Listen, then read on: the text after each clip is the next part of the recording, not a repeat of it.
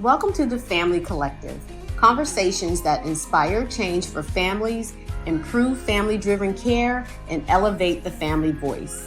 This podcast is hosted and brought to you by the National Family Support Technical Assistance Center that is led by the National Federation of Families. Hear from the family members and change makers working to strengthen family support and promote social justice for families. Our moderators for each podcast will be members of the National Federation of Families or one of their many nationally recognized partners. This session is called Remarkably Resilient Together. I'm Lachelle Freeman, and I'm the project manager at both organizations. And I just want to thank you, Kathleen Harnish McKune and Tim DeWeese, on coming to speak with us today. Now, hopefully I pronounced both of you guys' names correctly. And I'm going to give you guys each an opportunity to just introduce yourselves to the audience. Absolutely. Thank you, Lachelle. I'm Kathleen Harnish McKune, one of the co-founders and CEO of an organization called Team Tech. We do strategic facilitation in really the Kansas City region, but throughout the country. However, we also, because underneath our brand is all about empowerment, we also introduced Remarkably Resilient Together a couple of years ago, and we'll talk a little bit about why we did that. So it's great to be here, and thank you all for listening. And my name's Tim DeWeese, and I am the director of Johnson County Mental Health Center, which is a community mental health center in the Kansas City metropolitan area. We're actually just south of Kansas City metropolitan area in Johnson County, Kansas. And so we are the community mental health center for that county, and we are also a newly certified community behavioral health center, so a CCBHC. So nice. Our role is to provide community-based services to our community. And my partnership with Kathleen really has to do with strategic planning within the organization called Team Tech, but most recently with Remarkably Resilient Together, because I think both of us agree that with some knowledge and information about how to manage your emotions, we can change the world and help people within it. Awesome. So Kathleen, can you tell me what started the RRT and explain that to us? Tell us how it got started and the purpose of RRT. RRT, Remarkably Resilient Together, came from the book that my sisters and I published, Remarkably Resilient Community Matters, in 2019.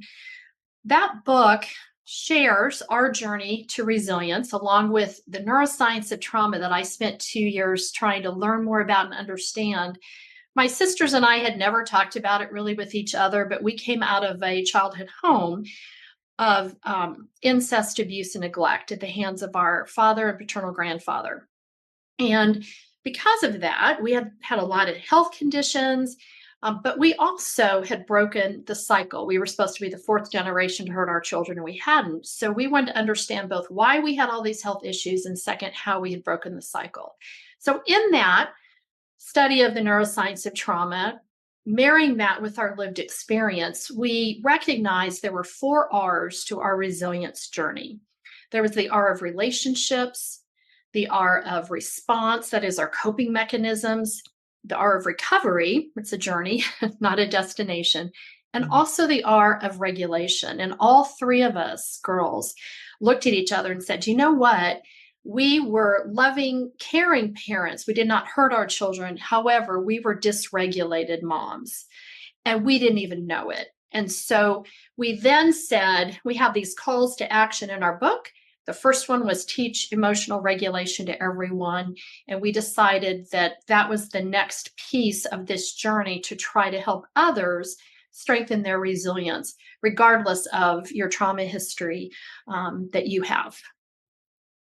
Thank you.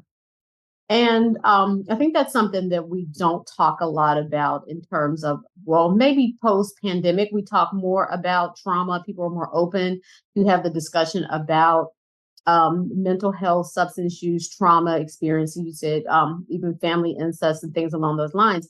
And a lot of times, even the topic of family incest is taboo, and it happens more often than not. So I believe I saw somewhere where you talked about you guys, this kind of was triggered around learning about an ACEs score. Is that Yeah. correct? Um, Tell me, Tim, if you don't mind, and if you can, how important you think individuals' ACEs scores are. Yeah, I mean, I think that the ACEs scores and that research has been around for a long time, and we know how it impacts us, and not only the individual ACE scores, but then also about how our environment and how our community and that community trauma impacts us, and it impacts us in so many different ways. So when we talk about not only what individuals have experienced, but also the environments that they were brought up in that impact them. So whether they live in poverty or in a marginalized community or what that might be, I think that all impacts us and our ability. And I think when we come to this understanding about how it impacts us, then we can begin to talk about and have conversations about how do we mitigate those things? How can we teach the skills to families, as Kathleen says, to break the cycle? But then also, how can we just promote better overall well-being? And I think from my standpoint, that's why I was really excited about getting involved with RRT and why I wanted to help Kathleen with this effort was because really when we talk about beyond the traumas that people face, we really want to find a way that we can help our communities live healthier lives. And I think that you're absolutely right that through the pandemic, we talked a lot about social isolation, and actually what we should have been talking about is how we need to physically distance ourselves but stay socially connected. And so really, as we come out of the pandemic, we really need to not to one, address the trauma that we all experienced during that period, but then also talk about how can we develop that resilience? How can we manage those situations in a better frame? How can we be grounded in the present time, and how we can be mindful about situations as opposed to being mindful? And Kathleen talks a lot about that. But I think that really is my experience. It has to do with both the individual ACE scores, but also how the community impacts you. And Kathleen, I know you'll probably want to add a little bit onto that. And let me jump in there real quick. Yeah. And I apologize because sometimes we use terms that people don't know what they mean, but ACEs is adverse childhood experiences. So all of us have had them on one level or another, just depends on how many you have encountered as a child. So Kathleen, if you wanted to speak to ACEs and how that relates to the subject we're going to dive into today, please jump in.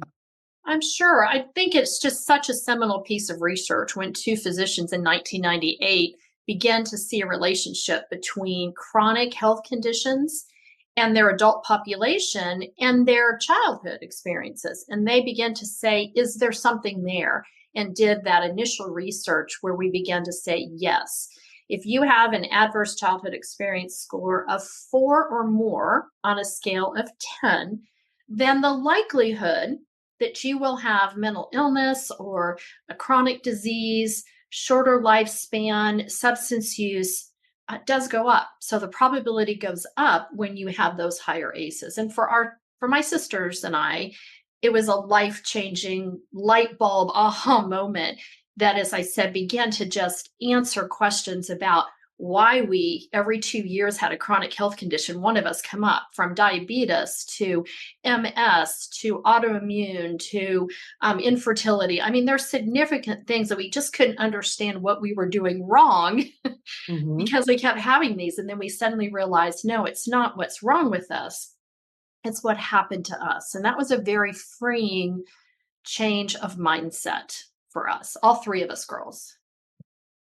Thank you. So you guys are going to join us in Orlando this year for the National Federation of Families 35th conference.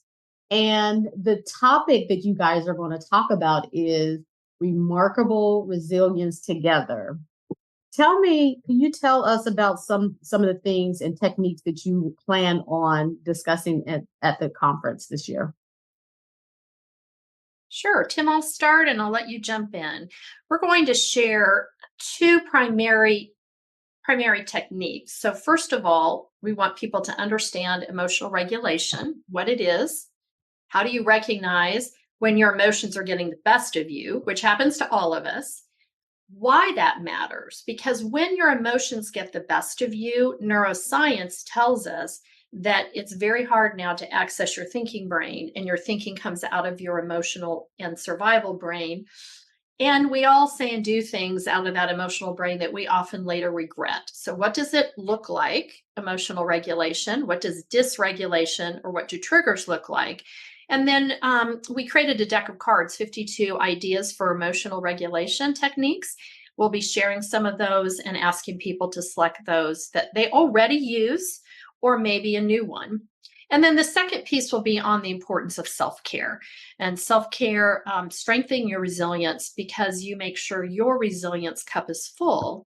Because when it's depleted, you're often very frazzled, you're exhausted, and it's really hard to help others when you haven't first helped yourself and created that self-care that you need to have a full resilience cup. So again, we have a deck of cards. We'll share some of those 52 ideas for self-care practices.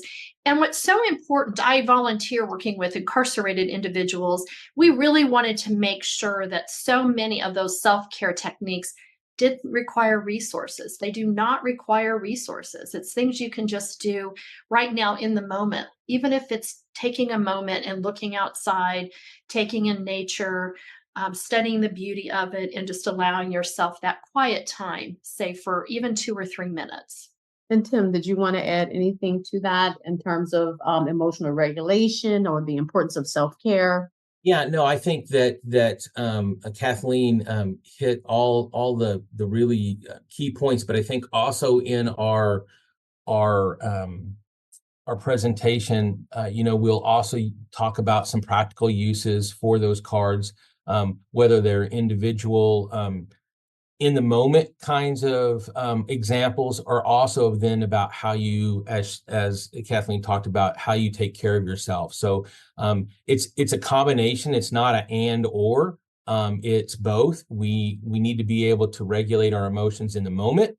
We have to be intentional about how we respond to situations, not react to situations. So understanding the difference. And then we also need to make sure that we understand how important it is to take care of ourselves. That we have to be able, if in particular, when you're in the helping profession, you have to be able to take care of yourself before you can take care of others. And we talk a lot about that, but a lot of times the actions that we demonstrate and the behaviors that we exhibit don't match up with that. So we have to make sure that we're kind of walking the walk, so to speak.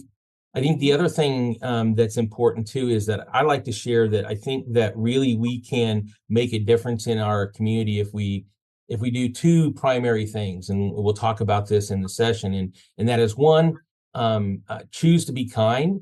It takes a higher level of intellectual ability to be kind to one another. It's easy to not be kind. So we have to be thoughtful. We have to be intentional and choose to be kind. And the second thing is that we have to all learn to regulate our emotions in a more effective way, so that we can respond to situations, so that we can be thoughtful, attentive, and emotionally regulated when we respond to situations. And that then reduces the likelihood that we're going to react emotionally, and then sometimes regret how we actually react in those situations. So I think it's all of that combined about, okay, how can we do this? What is the research tell us? And then what are some practical applications that we can all use to help ourselves, but then help our families that we work with, as well as then help our community as a whole. Yeah, I am definitely big on self-regulations. When I'm originally from Pittsburgh, Pennsylvania, and I used to work for an organization called Family Resources. And what they did was they provided therapeutic services to families who were exposed to both physical and sexual abuse that occurred within the family. And one of the things that I did with the youth that I work with was taught self-regulation skills, and we practice it every time they would come in there. And we even taught that to the parents. And the interesting thing about that program was we didn't just work with the families who were at the hand of the abuse, but we also worked with, we would never with the person who was the I don't want to say the incorrect word, but the person who back then we used the word non-offending parent. But self-regulation was something that was taught over and over. And then even because of the level of secondary trauma that therapists had, our clinical director made sure that the therapists in that organization also utilize those self-regulation skills because you're exposed to so much information on a daily basis. So I'm really big on that in terms of just giving individuals practical skills that they can use because we're all exposed to stressors and trauma. That leads me to my next question. Do you guys see stress and trauma as two different things, or would you say they're in the same boat? I love what Harvard University's Center for Developing Child, and we include this in our PowerPoint. In fact, we'll go over it at the workshop. They are related, but yet different. So stress can be that positive stress. It helps us learn, change, and grow, right? The nervousness you get before you try something new, right? You meet new people, you try a new event, you travel a new place. That's helps us. And there can also be tolerable stress. So stress like loss of a loved one, yet you have a support system. So the stress is tolerable. You can get through it. You can see that you can get to the other side. It's when stress becomes toxic that they also call that trauma. So toxic stress is that stress that you really do not feel you can manage. It is beyond your ability. And oftentimes it comes at you a lot. And that was like my home environment. We had toxic stress, therefore trauma situation in our home because we never felt safe and we never felt loved and we never felt cared for. And so that's when stress, when it's toxic, we make the equivalent to trauma. That's which emotionally, physically, or spiritually you feel under threat. And you don't feel. And then too, with you saying that, your neurological, like your whole system changes from that when you're constantly impacted by stress constantly. So I know you guys talk about neuroscience and how, how that affects that chronic stress too, or Yeah, toxic stress. very much. And Tim, I'll kind of start and let you jump in. There's just a natural human stress response. We all have it. Bear's going to walk in this room and we're going to have a human stress response, right? Fight, flight, freeze, or appease. And we need those and we welcome them. What happens when you are in an environment where you're constantly feeling under threat is you get stuck in that human stress response. It's overdrive. And that adrenaline and cortisol that dumps into your body because you need it to get ready, but yet right now you don't need it. You just walk into our home environment and we were always on guard. That constant cortisol and adrenaline is one of the things that they've tied now to the potential of having more chronic diseases, having mental health issues, anxieties, those kinds of things. So there's that correlation between the two when you get stuck in that toxic stress or that constant trauma, which again is why you want to manage when you're feeling that way and you don't need it, because it's not healthy to have all that cortisol and adrenaline dumping into your body. So using a regulating technique to get back off of that human stress response when there's nothing right now that's life-threatening or emotionally threatening, if that makes sense. It does. And I think it's important that as we talk with families, that the only way that kids are going to be able to, young kids and kids in general are going to be able to manage those levels of cortisol is if they're in family homes that work to reduce it. So that really the target is to help parents learn to manage that then in turn sets a model for that youngster to be able to do that themselves. So we start with the parents. We work with them to manage their level of stress, and then in turn, it helps manage the level of stress for the youngster. The key is that we have to look at not only those individual factors that cause stress, but those environmental factors that also cause stress. So we need to address things like homelessness. We need to address things like poverty. All of these things all of these environmental factors. We hear a lot of them referred to, today as the social determinants of health. These are the things that we need to help manage so that we can lower that prolonged stress within families and within kids and with individuals themselves. Absolutely. Absolutely. And yes, definitely. It's just looking at the person as a whole. When you said social determinants of health, just thinking about whole person care, because, if I'm more concerned about feeding my children, I can't focus on this, or vice versa. One thing we do here at the National Family Technical Assistance Center, Family Support Technical Assistance Center, is we have individuals with lived experience, meaning that we have parents who have been the caretakers of children and youth, adolescents with either mental health or substance use concerns. And they've actually walked through that process of when your child was diagnosed, and, what that feeling is like when you get a diagnosis for your child.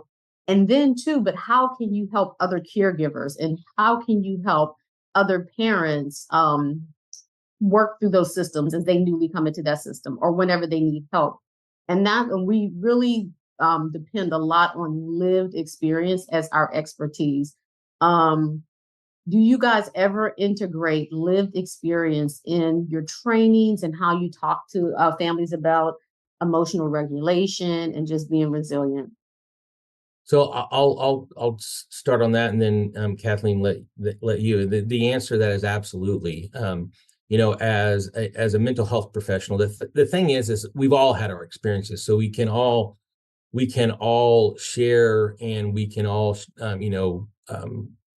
utilize our lived experience. But when people have either lived experience with abuse or neglect, or have lived experience with mental health issues, or lived experience with racism, or whatever it might be, being able to have that lived experience next to you and within your organization is huge. One, it gives credibility to the organization. It gives credibility to the work. But more importantly, it helps you engage those communities. People are going to engage with people that look like them, that sound like them, and who have had similar experiences from them. So utilizing individuals that have lived experience with whatever population you're working with, I think is critical. And I think that's why you see the movement in particular within mental health, behavioral health, doing that.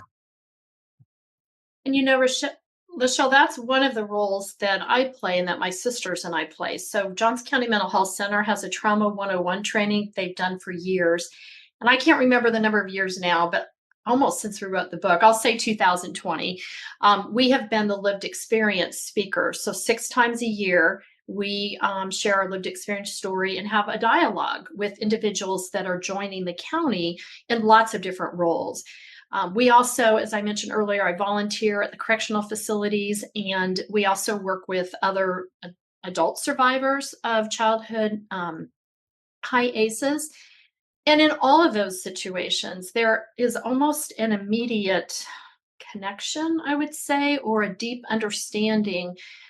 I don't have to know all the details of your trauma, and you don't have to know mine, but we just know when we walk into those situations, there is shared trauma at a very deep level for a prolonged period of time. And I feel an immediate comfort and connection and an ability to just have a dialogue and help people understand kind of what I've learned on my journey. And they also always give back to us when we're in those kind of dialogues. So can't say enough about that lived experience journey and feeling welcomed. And like I said, for me, a special connection that I get. And it feeds my soul, to be honest. It's part of my resilience. Yeah. So leading into that resilience, we hear that a lot in our culture. People were saying, be resilient. We are resilient. How would you define resilience? That strength you have to weather life's ups and downs. That's how I define it. And it comes from lots of different places, and life throws things at you, and it is that strength. So our focus is always on helping people continue to build that strengthen that strength, I should say. I don't like to ever walk in and say, we're going to help you build resilience, because you know what? You're here. You are resilient. You are a resilient human. You've demonstrated that. You're here again. Right. So what are those things that research tells us, neuroscience tells us, that can help us strengthen our resilience, our ability to weather ups and downs that life is always going to come at us with? And I think that's the key, is that within our life and within the times that we live, the fact is we are going to be we're going to experience, and we're going to be put into positions in which we cannot control the situation. What we can do is always know that there's one thing we can control, and that's ourselves. How do we choose, and how are we intentionally going to respond to each of these situations? And again, to me, it's about effectively responding to situations, not reacting emotionally. And so, how do we develop the skills? And it's not easy. It's not easy at all. But we are going to experience that throughout our lifetime. And right now, a lot of times I think I talk with parents because they want to shelter their kids, and they want to protect their kids from experiencing barriers and disappointments. The problem is that's how we build those skills. Is we build those skills through those experiences. So we have to be able to allow each of us to experience those things in life, but make sure that we're prepared to be able to respond to them and not react emotionally. That's a great point. I like that you use the word being intentional. And I think that's something we have to do when we're thinking about recovering or really just living life, right? We have to be intentional about how we present ourselves, how we manage the information that we receive, because everyone comes from different places. So we can't expect everyone to act just like us. That's why we're made different. And I love what you said earlier, Tim, around practice being kind. Part of even healing other people that you have no idea what they've been through, just the pure practice of kindness can make someone feel welcome, connected, and help them in their path to recover whatever they're going through that day. I don't want to put you on the spot, but do you by any chance have one of your cards available? Oh yeah. That we could maybe give an example on this podcast about how we can use one of your cards to. I can give an example that I use all the time. So you'll see, this is my planner.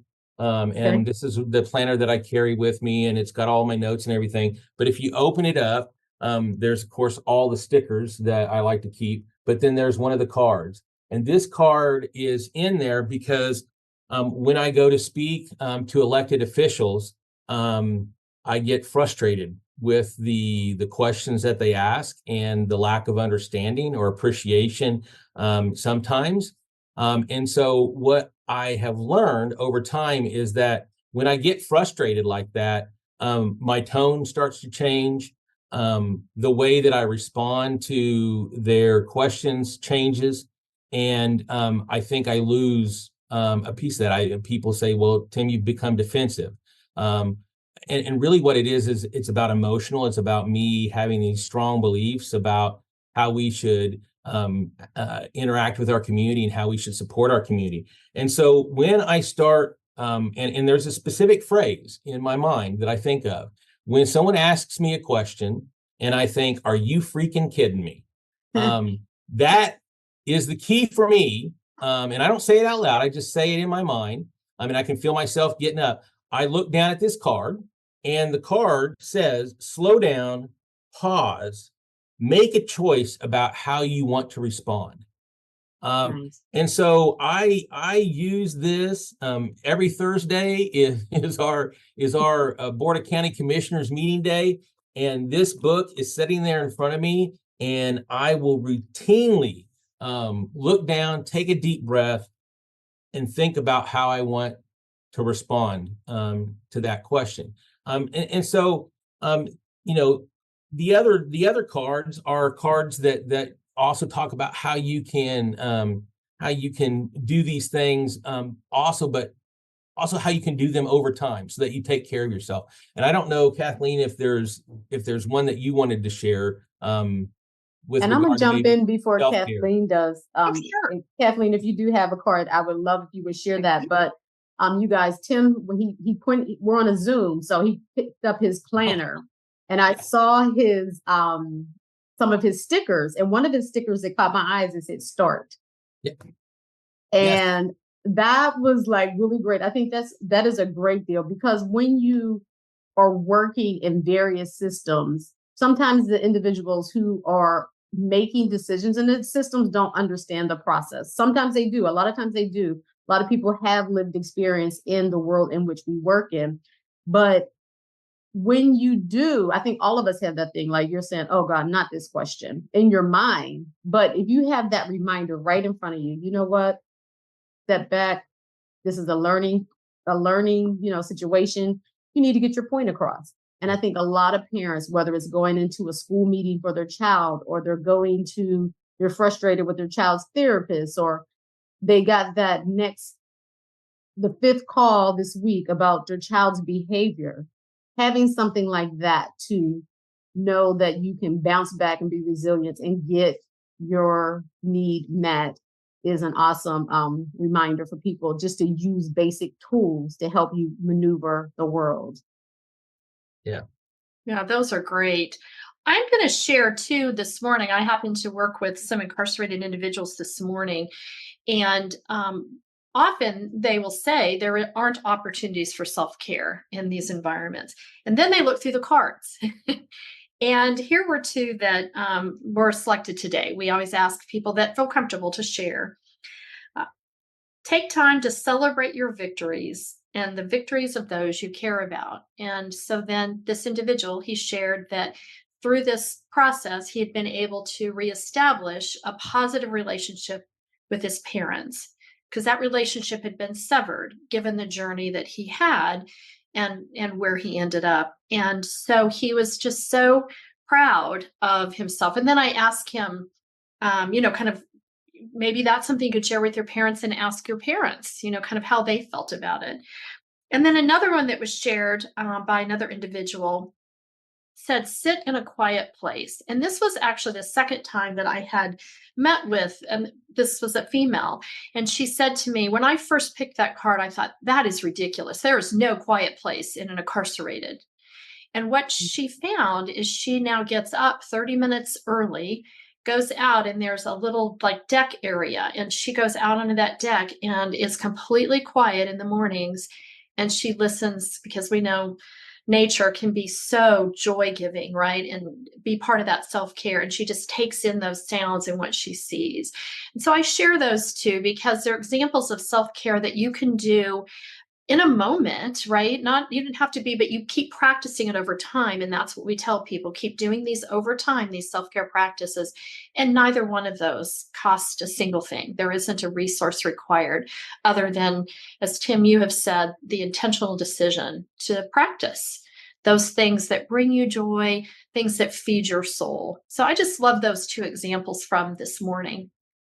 And that's great. I'm glad you said that, because sometimes we think about, with not even thinking in an incarcerated situation, but in a world where we have everything on our phones, right? How do you get away from those distractions? How do you create what's going to work for you to find a quiet place? I mean, you could be in a house that is only you and it's quiet, but you have so many distractions. So individually, just trying to find that place where it's quiet to you. It has to work for you, right?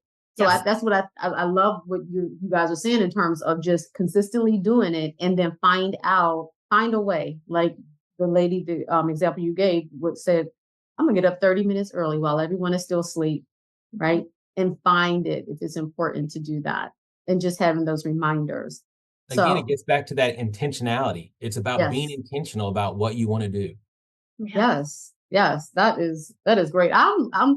I probably will not be able to see your session because I'm gonna be hands on the ground at the conference. But oh my goodness, I'm excited to what you're going to bring to our conference and to our audience. Couple of things I wanted to ask you.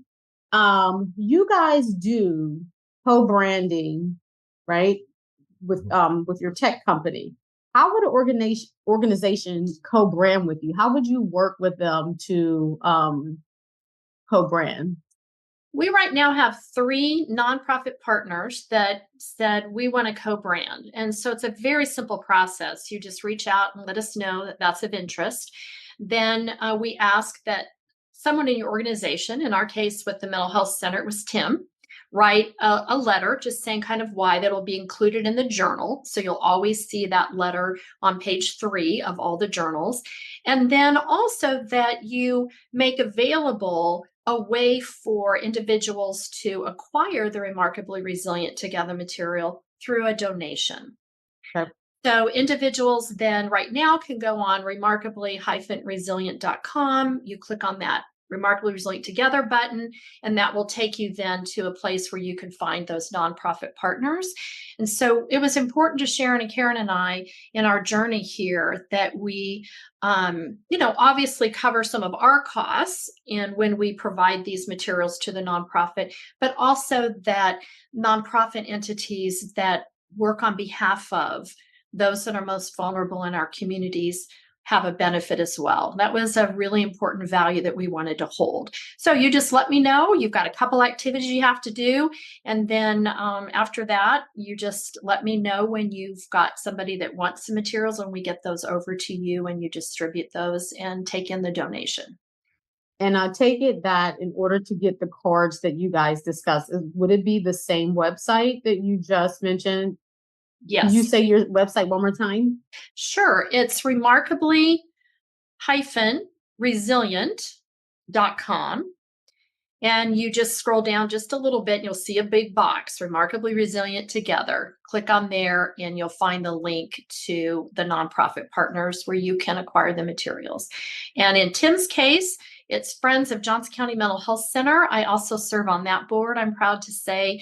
And it's a wonderful organization. And the dollars then go to help clients of the Mental Health Center and staff when they have unexpected expenses that really make it difficult for them, as we said earlier, to be able to take care of themselves, their families, their mental health. So maybe an electric bill, rent for a month or two until folks, case managers can help people transition. So it's all those things that are often hard to find funds for. That's what the Friends organization does. It's an amazing organization. That is great. Thank you so much. So before we end the podcast, I'm going to ask both of you guys, what advice would you give your younger self when you first entered the work that you're doing? There are 2 things that I've learned from Kathleen and her partner Joel, who's no longer with us. And And there are two terms that we've talked about. One in particular, we talked about a lot here today, and that's intentionality and being intentional. The other is authenticity. And it's about, I think part of what's wrong with our world today is that we've lost the ability to develop authentic human relationships. And so to me, telling my young self, be grounded, be intentional, and be authentic. And those are the three things that I try to tell myself today. And unfortunately, you still struggle at times. You get pressures, whether they be political pressures or personal pressures, or even just pressures of running an organization with 500 employees. That people want something from you at all given times, and so sometimes it's hard. But coming back to that notion of staying grounded, being intentional, and being authentic. Those would be the three things that I would tell my younger self. Awesome. Thank you, Tim. Yeah. That was amazing, Tim. Huh. Tim mentioned Joel. Joel was my business partner for 30 years. He was my mentor, my colleague, but he was also the father I never had. And so losing him 3 years ago was devastating. But it was at his celebration of life that I had one of those aha turning point moments that would give the advice I would give to my younger self. I looked around the room, and the people that were there to honor Joel were not the governor's offices we worked for, and we gave 60 hours a week to. Some of the clients that we spent time away from our family, traveling the state or across the country. The people that were there were very close colleagues. Tim was there. They were people that Joel had traveled the world with in the Institute. And it was at that service that I said, Kathleen, you have spent so many years really focusing on the business and the business relationships and, making the economic work, which you have to do. And I'm glad I did it. And I love being an entrepreneur. But often I did that at the sacrifice of key relationships. And so the advice I'd give to myself, and what I learned when we wrote our book, the tagline, Community Matters, my sisters and I argued over that. And I said, we have to have it. It's a non-negotiable, because let's think about it. Our little small town of Kinsley that we moved to when I was 12 and the twins were 11 saved our lives because of the relationships that we built outside of our home with adults that were safe and trusting and, quite honestly, employers. So we had economic independence at a very young age. We all started working at least one, if not two jobs at age 12 and 13. And so the importance of the relationships in your life and taking the time, I have shifted. And I go Friday nights to my great niece's football games because she cheers. And yeah, the benches are hard and there's a lot of noise, but it's a relationship that's important to me. So I would have advice around the importance of the relationships and how they strengthen your resilience and your joy in life. Wow, this has been such a great discussion with you, Kathleen and Tim. And I'm hoping that people who listen to this are really encouraged, because we, as a community, as a whole, as a world, we are really remarkably resilient together. And some of the key words that we used throughout this podcast was to be grounded in what we're doing, be intentional in what we're doing, and that community matters. It absolutely matters. Relationships are important. And last but not least, let's all just be kind to one another. Thank you guys so much for your time. It was great talking with you. Thank you. Thank you.